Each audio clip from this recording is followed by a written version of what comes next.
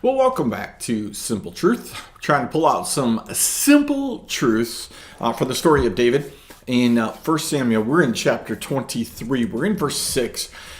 We've been talking about David saving the city of Keilah, and this idea that he asked God about it, that his troops were a little bit nervous about it. Right? And we've had this whole discussion about this idea of saving people, right, around us, and when do we engage and when do we not engage, and on all of these kind of things. So we're going to continue on with that story in verse 6, when it says, when Abiathar, the son of Ahimelech, had fled to David to Keilah, he had come down with an ephod in his hand.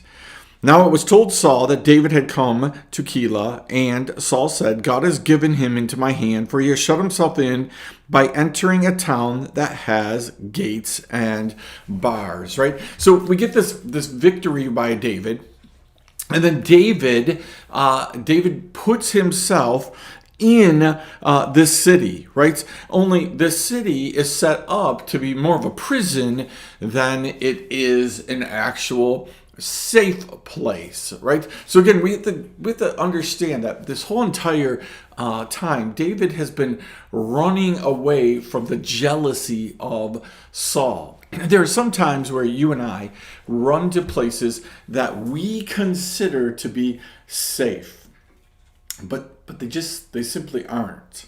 They're more of a prison. There are people that we run to, right, that we think are safe, but really we've put ourselves into a place with some bars and some gates, right? We tell people things and we assume that they're for us, but we find out, no, they play both sides, or they're against us.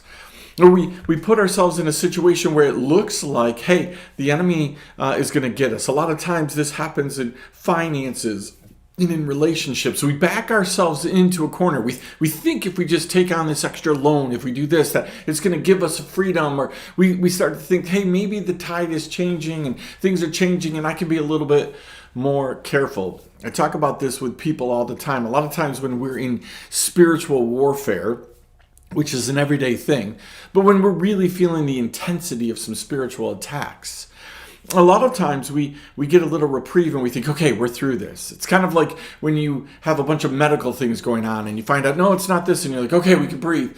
And then you get more symptoms and more things happen, right? A lot of times the enemy will make it look like, hey, you're okay, and then we're not. Right? But there are also a lot of situations that we may think would be more of a prison. Like, hey, we're backing ourselves into a corner here. God's like, nope, this is exactly where I want you to be.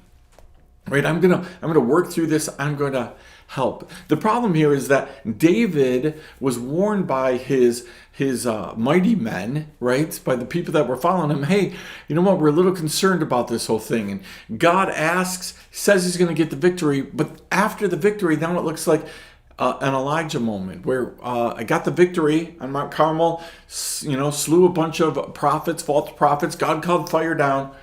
All of a sudden, we got to run away, right? We got to run away because it looks like, you know what?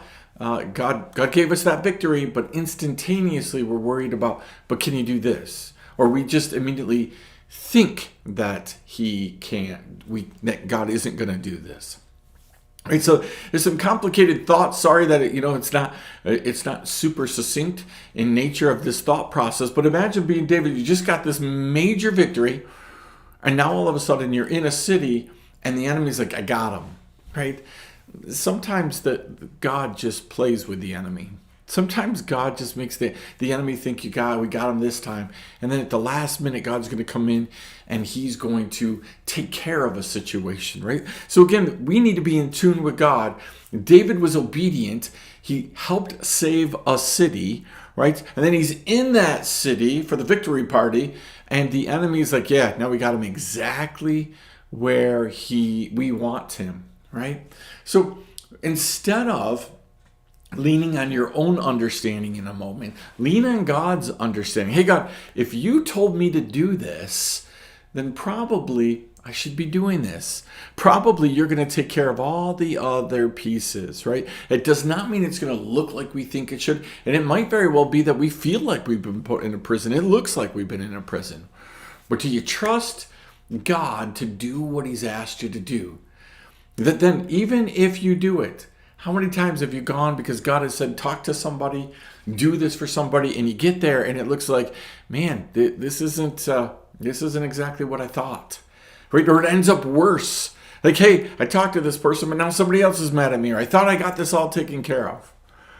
So think about that. Chew on that, right? What happens when God tells you to do something, he's going to give you the victory, but then you get done with the victory and it looks like maybe you're worse off than before.